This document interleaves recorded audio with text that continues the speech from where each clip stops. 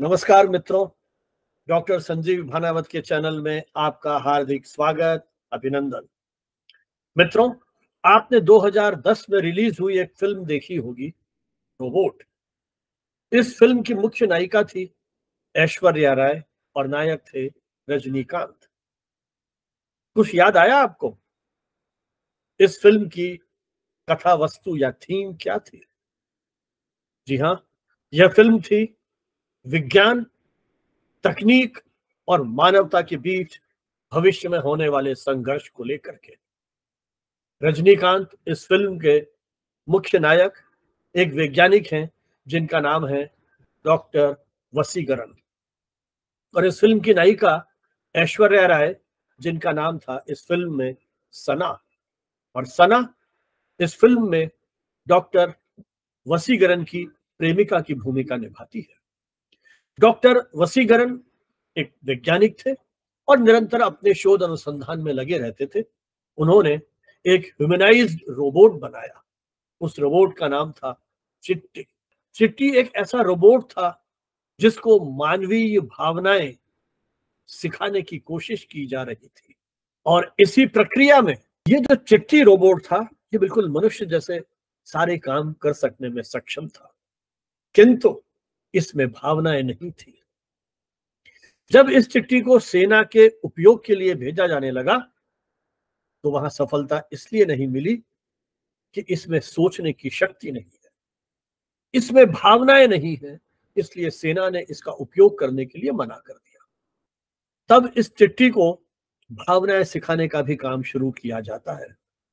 और देखिए, इस फिल्म में प्रेम का एक जटिल रूप सामने आता है, और यह चिट्ठी जो रोबोट है, इस फिल्म की नायिका सना से प्यार कर बैठता है, और इसी बीच चिट्ठी का अपहरण हो जाता है और उसे एक खतरनाक हथियार के रूप में बदल दिया जाता है, और एक खतरनाक हथियार जो पूरी दुनिया को नष्ट कर सकने में सक्षम है।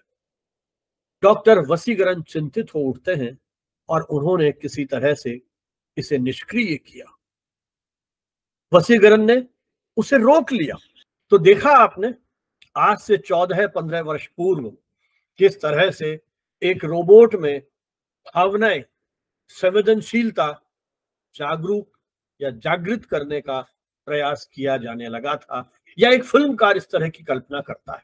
इस फिल्म के लगभग 15 वर्ष बाद आज अंतर्राष्ट्रीय स्तर पर इसी तरह की एक बड़ी घटना घटती है, नोबेल पुरस्कार के रूप में।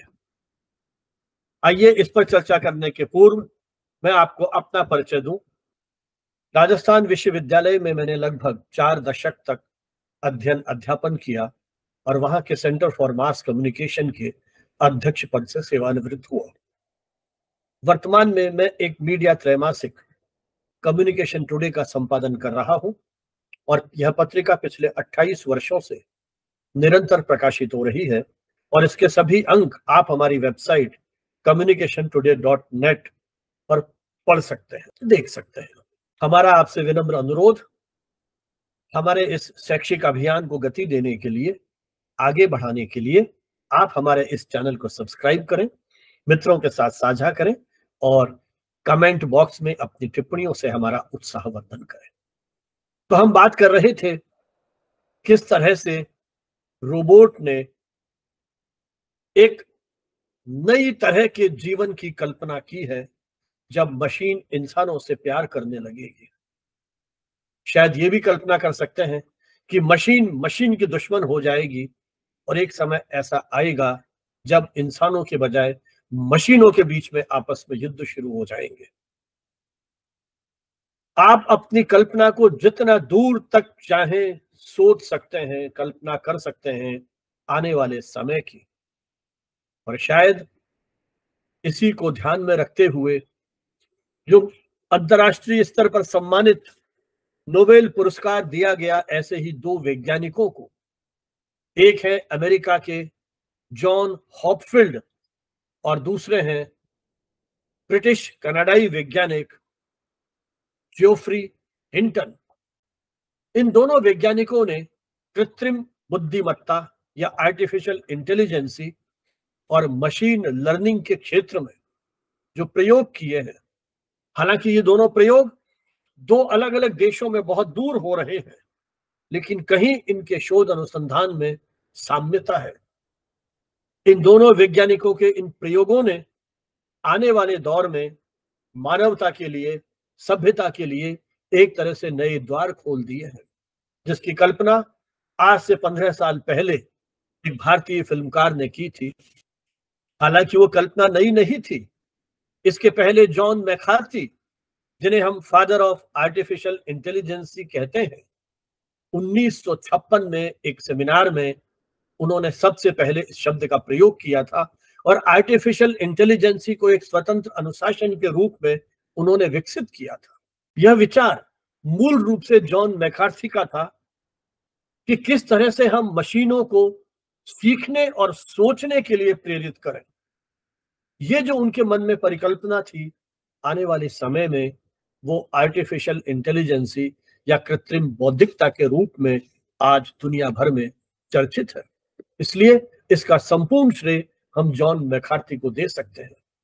जॉन मैकार्थी के इन प्रयोगों ने आने वाले दौर में नानाविध रूपों में दुनिया में अपनी जगह बनाई है और साइंटिस्ट, वैज्ञानिक अपने अपने ढंग से इन प्रयोगों को आगे बढ़ा रहे हैं। एक तरह से जो विज्ञान फंतासी कथाएं हैं, फैंटेसी है विज्ञान के क्षेत्र में, जिन्हें शायद कभी हम बचपन में पढ़ा करते होंगे या आज भी पढ़ते हैं, उन वैज्ञानिक फंतासी या फैंटेसी आधारित कहानियों को, कथाओं को, उपन्यासों को अब हम वास्तविक होते हुए देख सकते हैं। जॉन हॉपफील्ड ने न्यूरल नेटवर्क्स और मस्तिष्क के काम करने के तरीकों के बारे में अपना शोध अनुसंधान किया है। उनका यह शोध अनुसंधान एआई, आर्टिफिशियल इंटेलिजेंस और मशीन लर्निंग के क्षेत्र में एक मील का पत्थर है। जॉन हॉपफील्ड ने जो काम किया है उसे हम हॉपफील्ड नेटवर्क के रूप में जानते हैं, जिसने आर्टिफिशियल इंटेलिजेंस के विकास को एक नई गति या नई दिशा दी है। वस्तुतः हमारे मस्तिष्क के न्यूरॉन्स किस तरह से संवाद करते हैं, इस पर यह विशेष शोध आधारित है। जॉन हॉपफील्ड ने हमारे इस बायोलॉजिकल ब्रेन की संरचना को समझने का काम किया है। ये न्यूरॉन्स जिस तरह से आपस में संवाद करते हैं, संदेश भेजते हैं, उन्हें इन्होंने समझने का प्रयास किया है और उसको मशीनों के माध्यम से, किस तरह से आर्टिफिशियल इंटेलिजेंस के माध्यम से हम उन मशीनों में सोचने समझने की क्षमता को विकसित कर सकते हैं। यह नेटवर्क एक मेमोरी के रूप में काम करता है जिसे पुनः प्राप्त किया जा सकता है। यह नेटवर्क पैटर्न रिकॉग्निशन, डेटा विश्लेषण और समस्या समाधान की दिशा में भी प्रभावी ढंग से उपयोग किया जा सकता है। जॉन हॉपफील्ड और जोफ्री हिंटन ने जो ये काम किया है, उन्होंने एआई और मशीन लर्निंग को एक नई दिशा दी है। आने वाले समय में एक चमत्कारिक दुनिया हम देख सकते हैं। शायद जो हमारी कल्पना में चीजें हैं उन्हें साकार होते हम देख पाएंगे। हिंटन ने ब्रेक प्रोपगेशन एल्गोरिदम विकसित किया है, जो डीप लर्निंग के क्षेत्र में एक महत्वपूर्ण मशीन लर्निंग का टूल है। यह तकनीक जो बड़े बड़ा डेटा हम एनालिसिस करते हैं, विश्लेषण करते हैं, उसमें त्रुटियों की आशंकाओं को बहुत कम कर देगी। इस तकनीक में हम बहुत बड़े डेटा का उपयोग करके उसको पूरी प्रभावी ढंग से उसका विश्लेषण कर सकते हैं, बल्कि जो उसकी त्रुटियां हैं वह स्वतः उनमें सुधार होता चला जाएगा। यह कृत्रिम न्यूरल्स इस पूरे नेटवर्क की रीढ़ की हड्डी है। एक प्रकार से ये मशीनें बेहतर निर्णय पर पहुंचने में हमारे लिए सहयोगी साबित होंगी। ये तकनीक, जैसा मैंने कहा कि एआई को नई दिशा देंगी, कृत्रिम बौद्धिकता के एक नए युग में हमें ले जाएंगी, जहां आपको चेहरा पहचानने में, वॉइस रिकॉग्निशन में, चिकित्सा के क्षेत्र में, शिक्षा के क्षेत्र में, या यूं कहूं कि जीवन के नानाविध क्षेत्रों में यह तकनीक एक नई क्रांति का सूत्रपात करेगी तो गलत नहीं होगा। मानव जीवन का हर पक्ष इससे प्रभावित होगा। वो दुनिया कैसी होगी इसकी हम महज कल्पना कर सकते हैं। हमारे समाज वैज्ञानिकों को इस दिशा में विशेष शोध करनी पड़ेगी कि क्या वो दिन भी आ सकता है जब ये मशीनें न सिर्फ मानव की तरह सोचने समझने में सक्षम हो जाएं, वरन कहीं मानवीय बुद्धि से भी आगे निकल जाएं। आज जब जब भी बहस होती है, हम यह कहकर के अपना बचाव करते हैं कि मानवीय प्रतिभा और क्षमता, उसमें निहित संभावनाओं को ये मशीनें नहीं छू पाएंगी, क्योंकि इन मशीनों का निर्माण मनुष्य ने किया है। लेकिन कहीं ये तकनीक मानवीय बुद्धि, प्रतिभा और क्षमता पर, उसमें निहित संभावनाओं पर हावी होने लग गई तो दुनिया का स्वरूप कैसा होगा? यह शोध अनुसंधान का विषय है। लगभग 7 दशक पहले जॉन मैकार्थी ने LISP लिप्स प्रोग्रामिंग भाषा का आविष्कार कर लिया था, और उस प्रोग्रामिंग भाषा पर आज भी आर्टिफिशियल इंटेलिजेंसी और मशीन लर्निंग के क्षेत्र में काम किया जा रहा है। शोध अनुसंधान की वही प्रमुख आधार भूमिका है। मैकार्थी ने आर्टिफिशियल इंटेलिजेंसी को तर्कशास्त्र और समस्याओं को हल करने का एक उपकरण बनाने की कोशिश की थी, या उसकी कल्पना की थी, या उस तरह के सिद्धांतों को विकसित किया था। ये तरीके मशीन को मानव की तरह से निर्णय लेने में सक्षम बनाएंगी, हमारे जीवन की उन जटिल समस्याओं का समाधान करने की दिशा में आगे बढ़ेंगी। मैकार्थी ने जिस मानवीय बुद्धि की कल्पना 1956-57 के आसपास की थी, आज उस शोध अनुसंधान को और अधिक गति मिली है और अंतर्राष्ट्रीय स्तर पर उसे कहीं सम्मानित किया गया है। तो हमारे सामने चुनौती यही है कि यह तकनीक हमारे पे हावी नहीं हो। यदि मशीनें मनुष्य का सारा काम करने लग गई तो हमारी संवेदनाएं, वो जीवन का सहज सरल रूप, जहां मनुष्य एक दूसरे के साथ सामूहिकता के साथ कहीं जीवन यापन करता है, मशीन आधारित जीवन हमारा किस तरह का होगा? हम किस तरह की संवेदनाओं में जी रहे होंगे? रोबोट की आत्महत्या करने के समाचार भी हमने पढ़े हैं। क्या मशीनें भी उस अवसाद में जीने लगेंगी? क्या मशीनें भी कार्य की अधिकता से कहीं विचलित या मानसिक दृष्टि से कुंठित होंगी? कुछ नहीं कहा जा सकता। ये सब कुछ अभी शोध अनुसंधान के आधार पर तय किया जा रहा है कि मशीनें मनुष्य की तरह सोचने लगे।